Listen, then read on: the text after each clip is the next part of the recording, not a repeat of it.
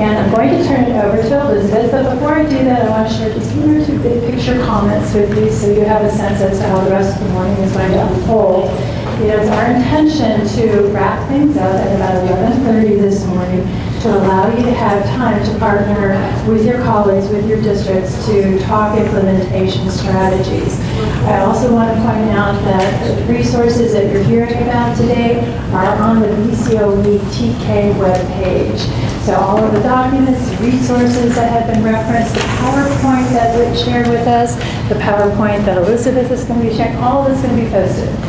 So with that, thank you so much, Elizabeth, for joining us today. Thank you. Can everyone hear me? I can only hear myself. It's not like speaking into a microphone. Everyone in the back can hear? Yes, okay, I'm getting nods. All right.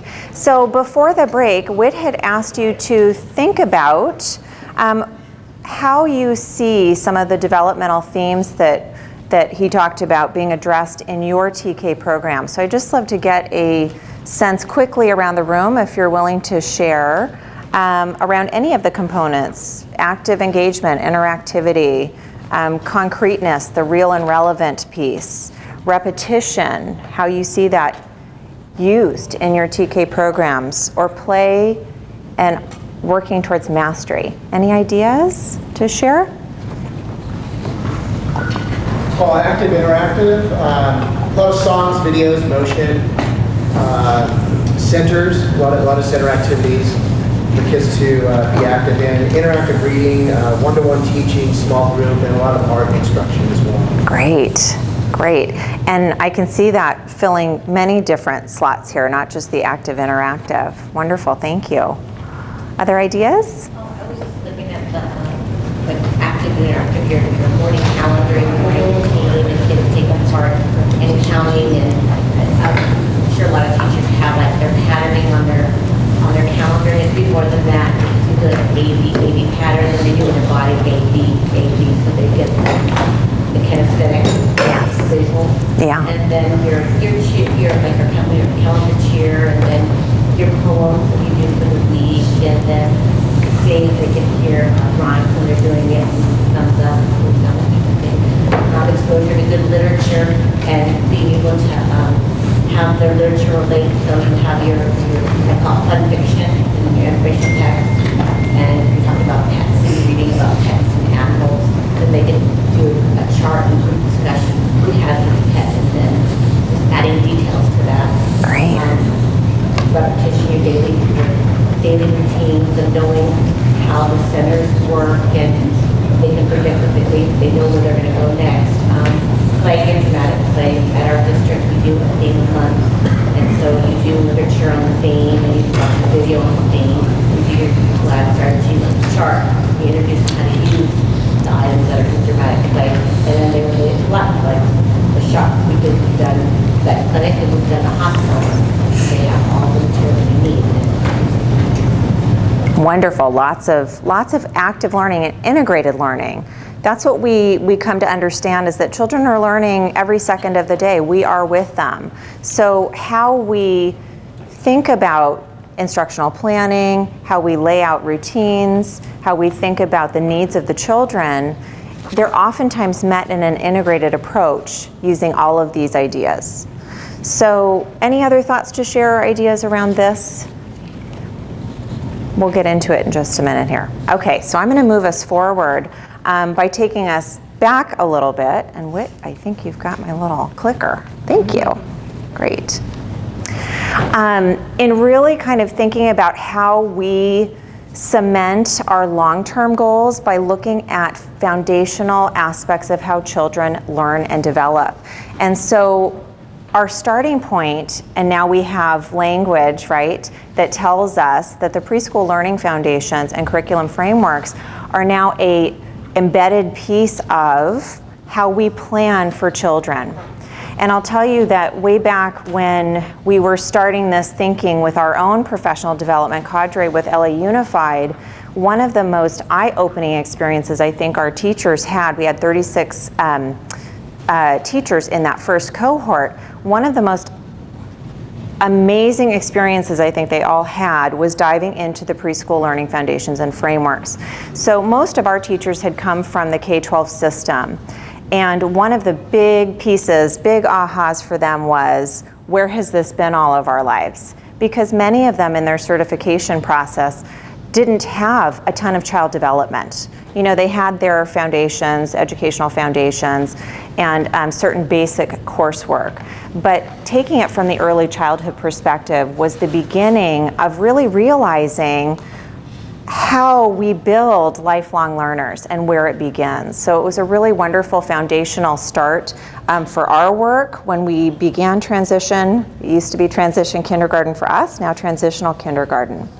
So in looking at some of the tools, I want to talk a little bit about, yes, the preschool learning foundations as this really, really important piece of child development and learning that helps guide instructional practice. So I'm sure all of you know how the preschool learning foundations are set up.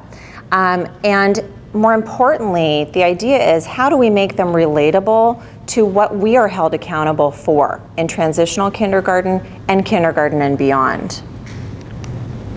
So this is where the alignment document, we call it the alignment document. It has a much longer title, as you can see. It's available online if you don't already have a copy, but I'd like to share some of the key pieces that I think will help guide you in understanding how everything fits together, how all of these tools and resources fit together.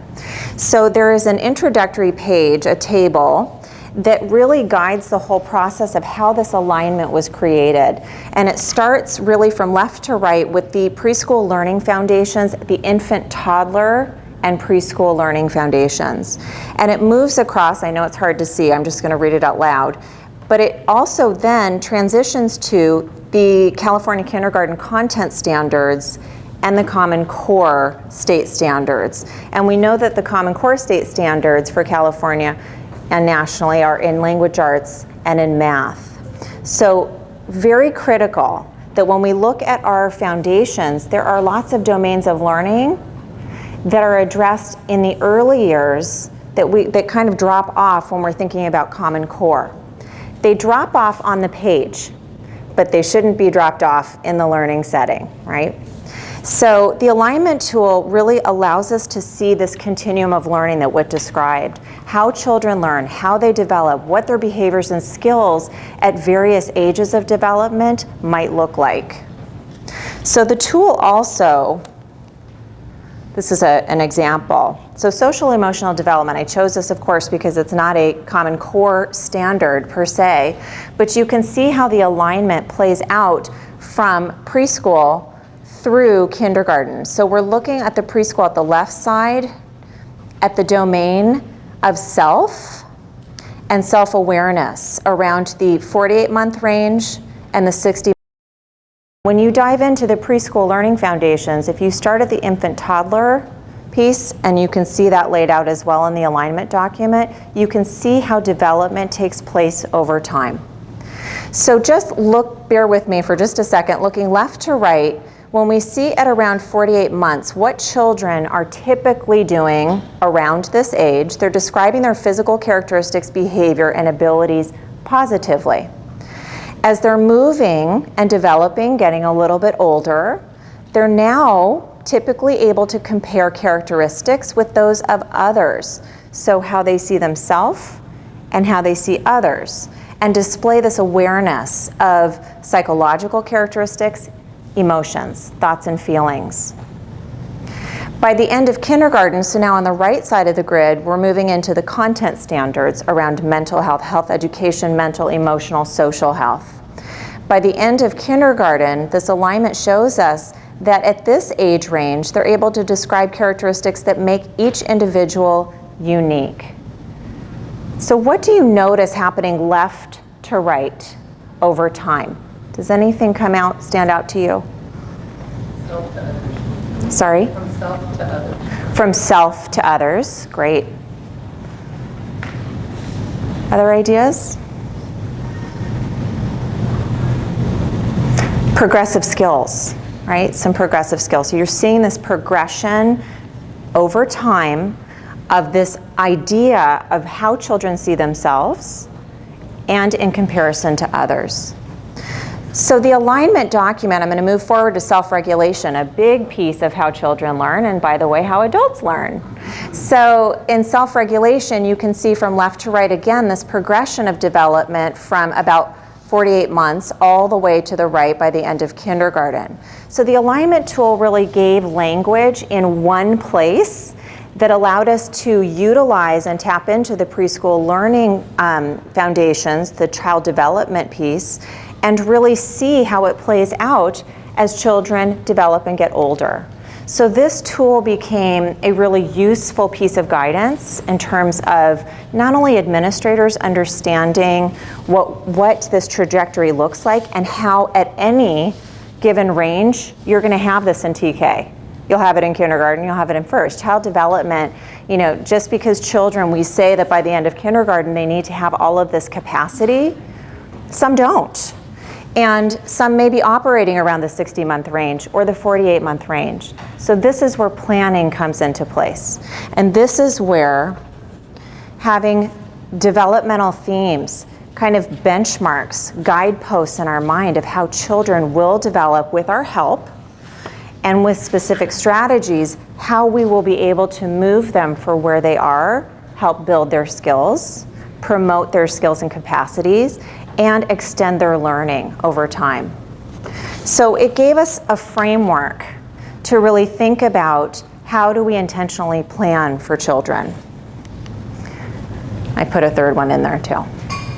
So if you're not already aware or using the alignment document, it's a wonderful place to really build on your learning from the preschool learning foundations and curriculum frameworks. The frameworks really go into child development in vignettes and relatable ways that teachers in particular can see opportunities on how to build skills and develop children. The alignment tool kind of brings it all together in one piece. So we're not going to do this, but I would encourage you in a professional development session to think about ways to use the alignment document along with the preschool learning foundations and frameworks to have some rich discussion with your teachers, with your instructional leaders around how do we see child development and how does it really impact what we do in our early learning settings with children. Yeah, I'm going to say something about that. It's not a very friendly book. And so if you open it up, teachers resist it.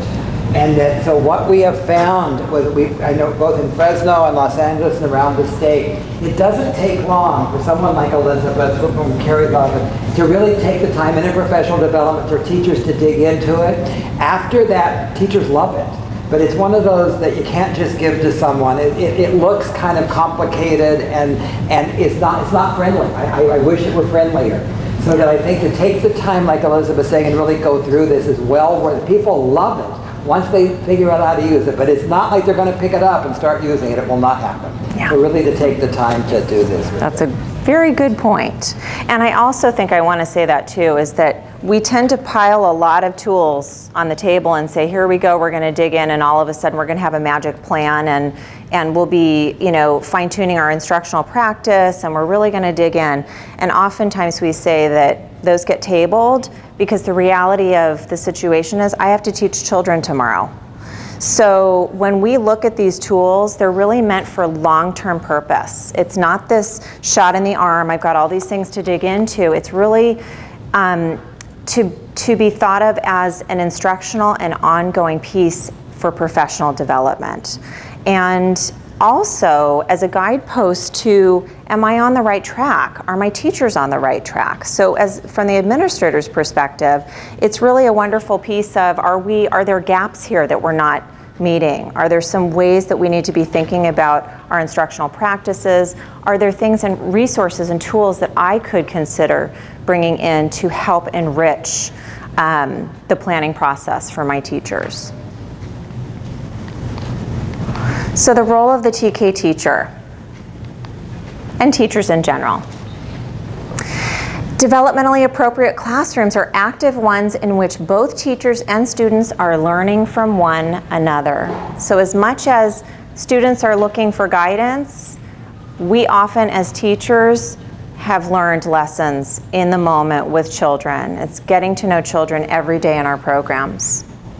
The teacher sets up the environment to facilitate development of skills, to pique interest, that's a big one, and to allow for independence. So this gradual ability for children to have their learning scaffolded, and also that approach that teachers really need to step back and let learning unfold. It's kind of that nuance of stepping in when needed for support and stepping out when active things are happening and there's rich dialogue happening. Teacher challenges students to comprehend deeply by asking probing questions. So this gets at the idea of that serve and return that Whit was speaking of, the back and forth conversations, the language, the ways that we enrich children's thinking by having conversations and asking those open-ended questions. That's a tricky one for teachers. Oftentimes when you go into a learning setting and the teachers are saying, oh, I've got my whole list of open-ended questions, and they're prepared and they feel like they've got the knowledge and the know-how to ask the right questions, but oftentimes they're the same questions. It may be very little about responding to what the child has said and more about getting my question asked, because it's an open-ended question, I'm supposed to do that. So that takes time and practice and coaching to be able to understand when to respond. That back and forth isn't about I need to get my questions asked and answered. It's more about responding with a question that then scaffolds language and learning for the child. And that's tricky. That is hard work, and it takes time to understand child by child what that looks like, what it sounds like. An old saying, but a tried and true one. Show me and I forget. Teach me and I remember, but if you involve me, I will learn. So we oftentimes say it starts with the environment, setting the stage for learning, but I think it goes hand in hand, because the greatest floor plan on the world might look great. You might walk in and say this is a place where a lot of learning's going on, but what we fail to realize is that sometimes when we set up the environment, it's through our lens, it's not through the child's lens. So it's important to have certain aspects in the learning environment in place. And this means resources, materials, places for children to be able to work alone, in small groups, and in large groups. So that we're setting the stage for active learning. It's warm, it's welcoming, and it's inclusive. And it's safe and organized and has clear pathways for movement. Children can get up and move.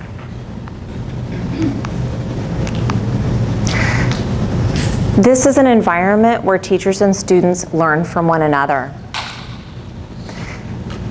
We're engaging interests. This is based on interest. You're able to provide activities in your environment that will engage the learner based on what it is they love to do. That's an important piece. And then the teacher provides opportunities to engage children in conversations and to also facilitate conversation. So it's not always the teacher talk approach. Sometimes it's peer-to-peer conversations, teachers listening in. There are lots of different ways that rich language can be used throughout the day. When we think about the floor plan, we think about it in big buckets. Can I bring everyone together? Do I have places where small groups can gather? Are there centers where children can engage in learning with each other? And how am I using my space? And it's not just about the indoor space. We know that outdoor space has a tremendous and positive effect on children's learning and development. So some of the things that we hold in mind as we're thinking about planning around center-based learning is we really want to make the connection between what children are interested in and what it is we're teaching. And by the way, if what we're teaching is losing kids because it's a topic that really isn't engaging in the moment, having the flexibility to switch things up. so that we're not turning the page on our curriculum because that's what the curriculum guide says, but we're really listening and paying attention to the interests of our kids. We're also thinking about how we'll reinforce skills and concepts that have previously been taught. So Whit talked a lot about repetition. And I think about repetition and the children, not all children have to do things 5 or 10 times. Many do, others don't. So it's managing how am I going to set up and provide ways where skills can be reinforced in an engaging way and enhanced, so that we are reinforcing what it is we're knowing, but we're building also as we go. Observation. So this is a big one. This is our monitoring. This is our assessment piece, and it's probably the most critical of all, because not only does it allow us to understand what's happening with each and every child in the classroom, but it also helps us to reflect in what it is children are missing, what do I need to be thinking about, how do I need to modify what it is I'm doing with my students to take them to the next step. So it's as much about ongoing reflection for the child, but it's more about ongoing reflection for the teacher. So this is a big one. How do we, as an administrator, when you come into a room, and as Whit is saying, what's so important to think about is what are children learning in that moment?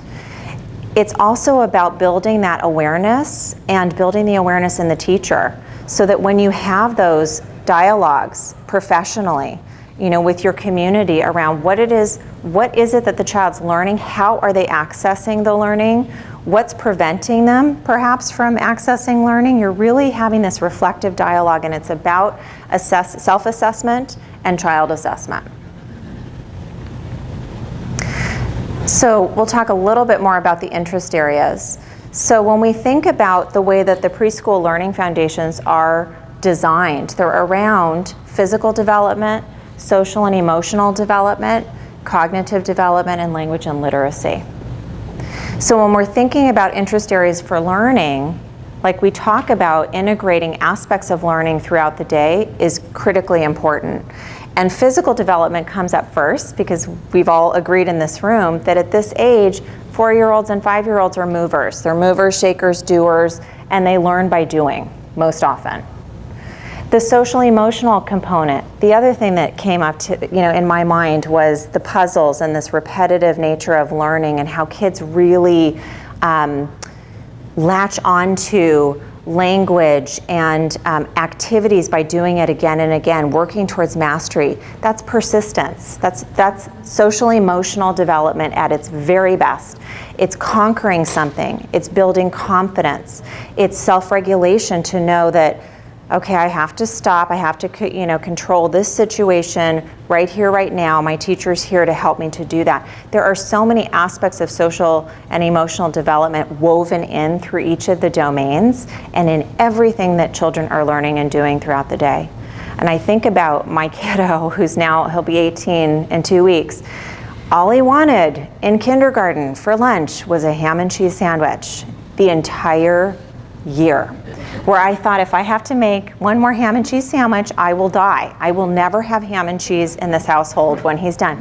And I thought, will there ever be a day where this kid moves on? It is time to move on. And he was the one that had the 2 books, and they had to be read every night for a year. And I thought to myself, what I know about child development tells me that this is what he needs to do, and I just need to stick it out, and this is what's important to him. What I saw later on was this capacity of conquering something, of being in control of something that he could be in control of. And it's played out fairly nicely. We've had some bumps along the road, but as an 18-year-old, it's all working out. Oftentimes raising my kids, I'm like, Foundation 2.2, social emotional self-regulation. I blew it. I didn't see it. I didn't scaffold enough learning for them. So anyway, everything we do is blended and woven and integrated across all domains of learning, everything that is taught. It is not a silo effect. You're not planning for each bucket of learning or kind or type of learning. It's really this idea of there is so much richness in these documents here to pull out that over time in a professional development session, series of sessions, it will inform planning and it will enhance the level of interactions that teachers really engage in on a daily basis with their students. So here's a laundry list of ways to go for interest areas. I would say that the biggest challenge is how do we get started? What if we have a limited budget? You know, I can't afford everything at Lakeshore. There are ways around that. Teachers are always very resourceful when they, you know, have stuff in the garage from their own children or thrift stores. We've seen it all. Having children make their own puppet area by painting cardboard. Lots of ways to involve families in the process of setting up a learning environment. The management part, that's tricky. So we've come from the kindergarten world where at one time years ago, we had lots of interest areas and centers and places for children to go, and they played. So play became the dirty word, and we all know what happened there. We moved to rows of desks for some of us in districts, where we had one meeting area, rows of desks, children sat and did paper pencil activities, and when they were finished, they read a book. So moving from that to back to this idea of children learn by doing in different capacities and different ways in different spaces and areas in our room, and with various levels of help, engaged with the teacher or independently or somewhere in between, the management piece came up. And much of our work with our TK teachers in the first 2 years in particular was, how do I wrangle everybody? I don't have an aide, I don't have help, I don't have parents that are able to come in and support. How am I supposed to manage these areas and levels of learning going on in the room when it's just me? So we spent a lot of time working through strategies and ways to think about grouping children based on assessment, ongoing observations, and how to think about how they built their schedule and routine in all of this was critically important. And how to not let them run wild, that there is a level of chaos that is wonderful and important for children, but at the end of the day, it's your chaos. So how you manage how children are engaged and interested and learning and talking and doing is really set up around your learning environment and how you're managing that system. And that's also hard. That's an entire series of professional development there as well. How do we do that effectively and meet everyone's needs? Can you tell this is Whit's slide? It's a good one. So teachers' thoughtful decisions are powerful in the lives of children and families. So here we get to the boring slide, but I think it's a really important one in terms of instructional practice. How are we helping support instruction? So the first one is a big one for me. As a teacher, I always knew that there were two types of planning. You're planning content, of course, and you're also planning instruction. But one of the things that sometimes got left out was that instruction was really about individualization. So it wasn't just about, here's today's lesson plan, this is the unit that I'm focused on in the next 4 to 6 weeks or shorter, because that's too long for them to be in that. It became less about content and more about strategy work and how to build on children's existing skills and how to pair children and group them effectively, realizing that I don't have, at that time, 30 kids, I don't have 30 kids all with different needs. That I'm seeing some commonalities, and how I sort out and bring together those groups based on need completely blew the top off my entire scene of teaching. It was really very transformative in the sense that we went from whole group, small group, whole group, whole group, whole group, small group, to rarely being in whole group and most often being small group with individual time for children. And that shift was all based on the fact that the environment shift happened. So my learning centers and my whole environment changed, and the focus was back on what is important overall for children to be doing to access learning. Oral language development. So this became a big focus for us in particular because based on studies and what we know, children oftentimes would decode first. They'd look great. Their scores in kindergarten from the studies that Whit had mentioned looked fabulous. And everyone's leaving kindergarten being able to decode and read. But by third grade, those scores dropped dramatically. Why is that? Why would scores drop dramatically by third grade? Lots of variables. Going from learning to read to reading to learn. Exactly, going from learning to read to reading to learn. What else? They get a little older, first and second grade, and writing comes into play. Writing. They have to think and write, and they're just enjoying the literature when they're younger, and they're starting to read and code and maybe write a little bit. There's such emphasis on writing. It really, first grade is almost like a learn. So the emphasis on writing as well? And it confuses them. Yes. Traditionally, there's a shift from interactive learning to more direct instruction and too much of that and less group activity and more independent work. Yes. English language development catching up with literacy skills. English language development catching up with literacy skills, yes. I think we could spend a lot of time on this. I think those scores dropped dramatically for all the reasons that you mentioned. And the other component here is children are coming from a very warm, engaging, responsive environment. They learn how to decode. They take that skill, and that skill gets harder and harder and harder because comprehension comes into play. And the child can read any word you put in front of them, but there's no meaning behind it because that learning hasn't been scaffolded, it has not been concretized for them. And imagine this for dual language learners or for children who have specific disabilities. This is layered on top of that. The oral language development opportunity, children are born, infants are born communicating. And when they're young, children that's all they love to do is talk and learn and move and go. So we have to capitalize on this and build on those skills. So we really focused our time and effort on building oral language development. It started out of our dual language learner population, but what we know is it's good for every child, each and every child.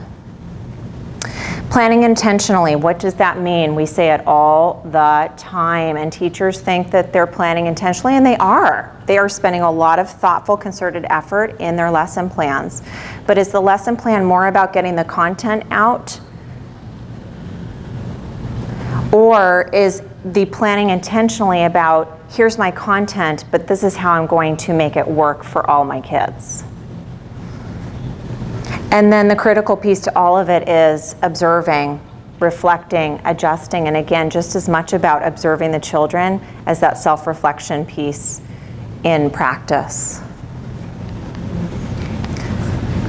This one should have come first, but you can see the shift from what we were focused on in kindergarten with decoding coming first, with the support of language and communication and social emotional development, to the shift to transitional kindergarten where we're really looking at how children are communicating, how they're feeling, how their approaches to learning then set themselves up to learn literacy or learn science or learn math. I'm going to talk a little bit about this. So back with LA Unified, Whit was my boss. He says that we worked together, and we did, because he never acted like a boss, but he hired me. And the job at hand was really looking very, very critically at why that huge gap that I mentioned, the third grade test scores versus the kindergarten test scores, what was going on. Dr. Linda Espinosa came on board to really give us insight and to help focus some key aspects of learning and instructional practice that we could then disseminate to teachers and really spend some time working on. And just real quick about Dr. Espinosa, because it was so interesting, because it was shocking to her when she came to LA Unified. She started looking at our test scores. And she was pretty amazed at how well our dual language kindergartners looked. The English learners looked really good in kindergarten. She did not expect it. She came in and thought that she would see great gaps between our English learners in kindergarten and the non, and she did not find it. And so that when she followed those cohorts on, then she found that in second and third grade. At the time, she thought that was she did not realize that. Now you can go into the research, everyone's finding the same thing nationally. It is really clear. And so that we're seeing, study after study is showing that what we're seeing in a lot of programs is kids looking really good, English learners looking very good in kindergarten and not in second and third grade. And so that was why she helped Elizabeth and helped the group in terms of this, so Elizabeth's going to describe that. But I have a hunch it's true here, I have a hunch it's true at your schools as well, but it's what the national research is showing. Yeah. So we came up with some strategies that you will recognize. We spent a lot of time doing research about what others were doing around this work, and we visited GLAD. We attended pre-K GLAD and kindergarten GLAD, and we really loved what we saw. A lot of people were hopping onto that train for a while, and what was missing for us was that we wanted to really concentrate efforts around 3 main pieces of learning. And so those were around getting to know families and languages, setting up the environment, and instructional support. So around 3 main buckets, we started to think about what would be important. What do preschool teachers oftentimes, or family child care home providers or home visitors really do well? In that early childhood setting, they know those families. They spend a great deal of time up front getting to know the family, understanding where they come from, gathering key information, and they stay connected. It's not just this, let's do a little interview and then it's nice to meet you and thanks for dropping your child off. So we really built this idea of the importance of, especially for kindergarten teachers who are used to, you only see the parent maybe at drop off and pick up, and then during conference time, we really wanted to put out to teachers that it's so important in getting to know the child, you're knowing the family, and that background is hugely important for planning purposes. So we talked about really engaging parents and understanding that that home language is key to their learning any language. So that home language maintenance and support is critically important, where parents were coming in saying, we want our children learning English. No doubt your child will be learning English. What we would love to see happen is your child learning both, continuing their progress in their home language, and that indeed opens the window and space for children to be learning English. And just so that with principals here, I always want, when we start showing this, we're not talking about a teacher that necessarily speaks the home language. Often doesn't, yeah. Usually doesn't, in our case usually doesn't. So what we were finding was that sitting and having these conversations with families about the value of the home language opened new doors for us. It wasn't about necessarily a bilingual classroom at all, but it may have been a dual immersion, but the fact that this conversation with families, what we did, and we know it was a mistake. I mean, we all know that we were sending books home to families in English, you know, in preschool and transitional kindergarten, and now we know, and we're clear about that not being a supportive way for kids to develop English. It was not helpful. It backfired on us. Yeah. So it was really opening the door for teachers to begin to have these conversations with families and saying, how can we help you support the home language as you're helping us in terms of supporting English language development? And I think from those conversations with the teachers, it was a really tough time in respect to those teachers who were monolingual English and had mostly diverse settings with maybe up to 8 or 10 languages in some of our classrooms. Which it's one thing if the majority of children are speaking one other language. There are ways that you can support and learn and, you know, build the bridge. But we had several teachers that had many, many languages spoken in the classroom, and it was almost like defeated before I began. So we had to really think about From our perspective, when we're connecting with families, the sheer idea of bringing families into the classroom to sit down to try to get to know them, find an interpreter or a family member or a sibling or a child that can help interpret, was so eye-opening to the teachers, because what it said to them is, they care. I care, I see they care. Now we've got a connection. And regardless of the language barrier, their children, we have this bond and understanding that their children are going to learn, and we'll do the best we can to make the learning really effective and that communication as easy as possible. So it really opened up both kinds of perspectives, brought us together. We talked about family engagement and having family-parent workshops. So in preschool, this happens all the time. But typically in K-12 environments, we're really focused on, we've got a literacy night or we have a math night. And so we really encourage teachers to think about, how can you invite teachers in to provide? It could be something like learning development, child development. It could be around reading techniques.